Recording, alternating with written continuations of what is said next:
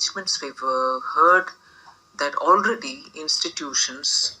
which are associated with the G20 or the World Bank or any other are doing their own assessment and studies of matters related to cryptocurrencies or crypto assets. They could be the FSP, they could be the BIS, they could also be IMF themselves. So we would definitely want to collate all this and do a bit of study and then bring it on to the table of the G20 so that members can discuss it and hopefully arrive at a framework or SOP so that globally countries can have a technology-driven regulatory framework. This is derived from the first assumption that no one single country.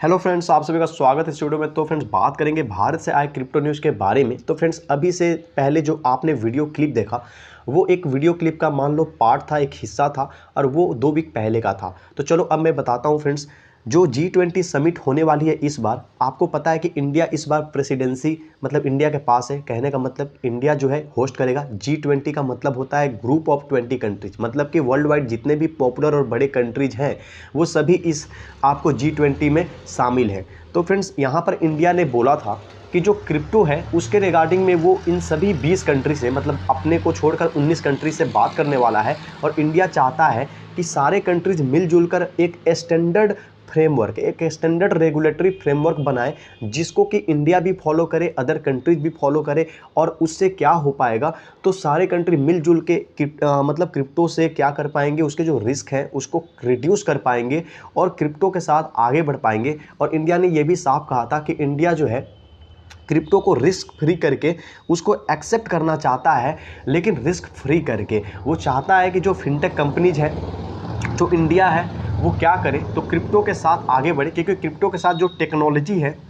वो काफ़ी अच्छी है। और India किसी भी तरह से, मतलब जो फाइनेंस मिनिस्टर है उनका कहना था कि हमारी कंट्री किसी भी तरह से इस टेक्नोलॉजी को मिस नहीं करना चाहता है।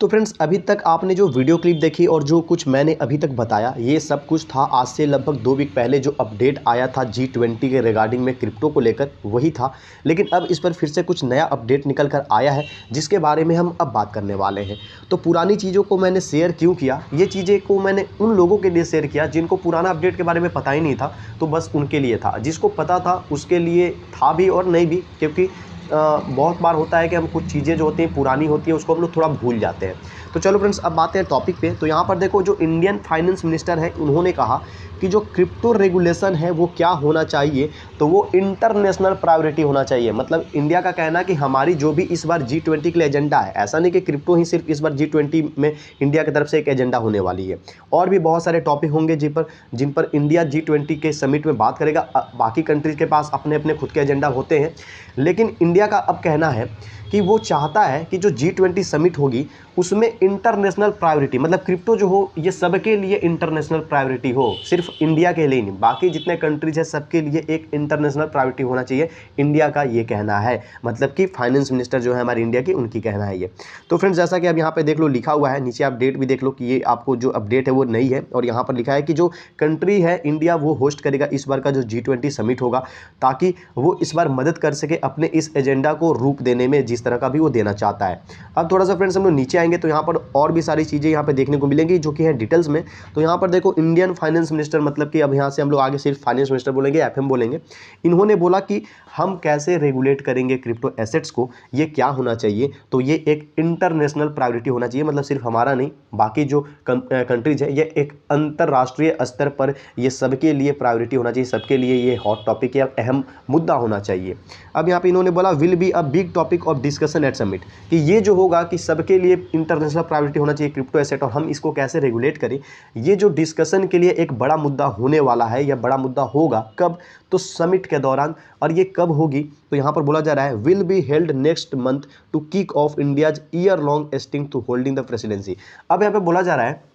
कि एक लंबे अरसे के बाद से जो G20 का जो मतलब जो ग्रुप 20 है इसकी जो प्रेसिडेंसी है ये इंडिया के पास मिला हुआ है। तो अगले मंथ में जो है ये हेल्ड होगा, मतलब G20 का जो मीटिंग है ये होने वाला है, उसी दौरान ये सब चीज़ मतलब बात इस पर करेगा जिसको इंडिया होस्ट करेगा। तो फ्रेंड्स अब थोड़ा सा और नीचे आओ तो यहाँ पर देखो ट्यूसडे के दिन जो सीतारमन जी हैं अपना इवेंट को लेकर, मतलब जैसे कि G20 को वो होस्ट करने वाली हैं और इसमें क्या क्या चीज़ें होंगी, 15 दिन पहले भी इस पर अपडेट आया था। उस टाइम अपडेट ये था कि ये चाहती थी कि सारे कंट्रीज मिलकर एक स्टैंडर्ड रेगुलेटरी फ्रेमवर्क डिजाइन करें, क्योंकि इंडिया किसी भी तरह से इस टेक्नोलॉजी को खोना नहीं चाहता है, क्योंकि उनका मानना था कि टेक्नोलॉजी फ्यूचर है और इनसे हमें ही नहीं बहुत सारे लोगों को फ़ायदा हो सकता है। बस क्रिप्टो के लिए क्या करना होगा, तो सब कोई मिलजुल के उसके जितने भी प्रोज और कॉन्स हैं उनको हम लोग देख लें, समझ लें, और जितने रिस्क को हम लोग कम कर सकते हैं, क्योंकि ये तो सब कोई मानता है कि रिस्क है क्रिप्टो में, उसको रिड्यूस कर सकें और तब इसको हम लोग क्या करें तो रेगुलेट करें और फिर एक साथ उसी स्टैंडर्ड रेगुलेशन के साथ में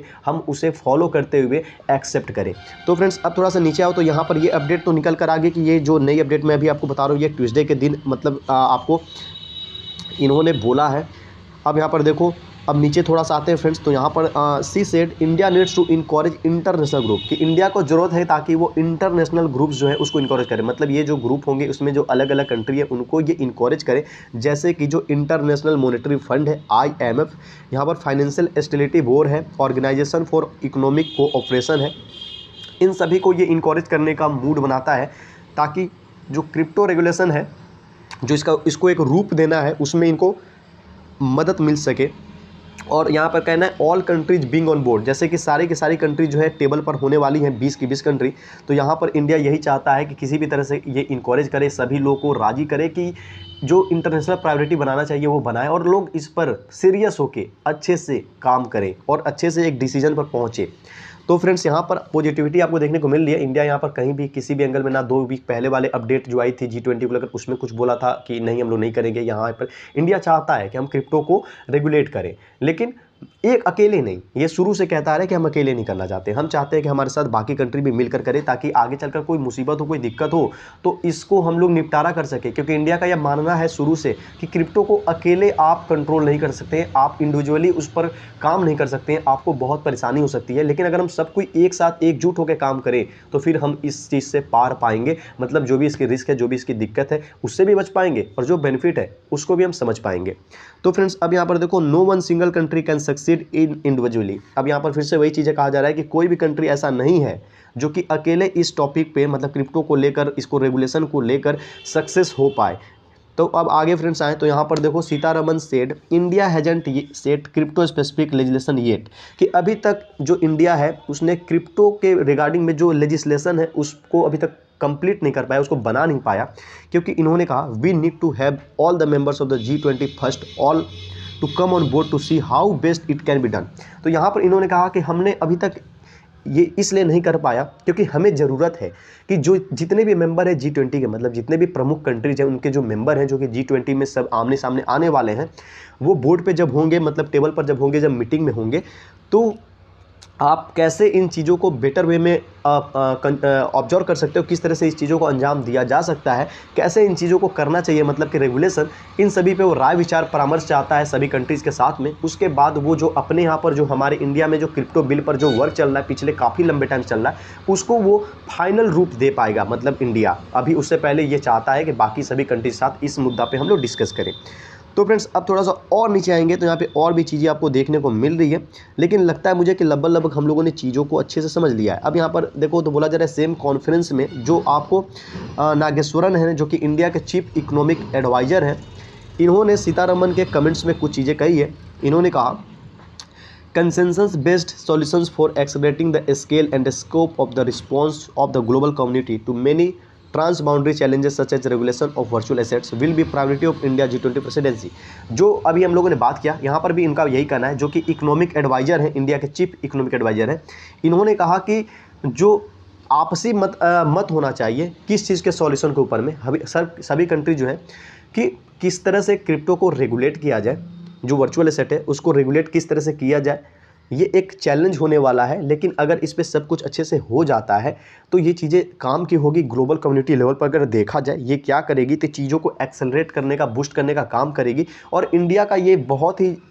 तगड़ा प्रायोरिटी होने वाला है इस बार का जो G20 प्रेसिडेंसी, जैसे कि इंडिया के पास ही है, तो इसलिए इनका ये काफ़ी मतलब प्रायोरिटी वाला ये टॉपिक बना हुआ है क्रिप्टो इंडिया के लिए। अब आगे फ्रेंड्स यहाँ पर आए तो यहाँ पर देखो सीतारमन ने यहाँ पे क्लियर कर दिया था कि she was talking about crypto as an asset and not as a currency, कि ये शुरू से ये क्या कर रही हैं, तो ये बात कर रही थी क्रिप्टो के बारे में और क्रिप्टो को ये एक एसेट के तौर पे बात कर रही थी, क्रिप्टो को करेंसी के तौर पे नहीं। तो यहाँ पर ये अभी भी स्पष्ट है कि इंडिया में करेंसी के तौर पे क्रिप्टो को नहीं देखा जाता है और आगे भी बहुत टाइम तक नहीं देखा जाएगा, शायद कभी नहीं देखा जाएगा, लेकिन इसको एसेट के तौर पर जरूर देखा जाता है।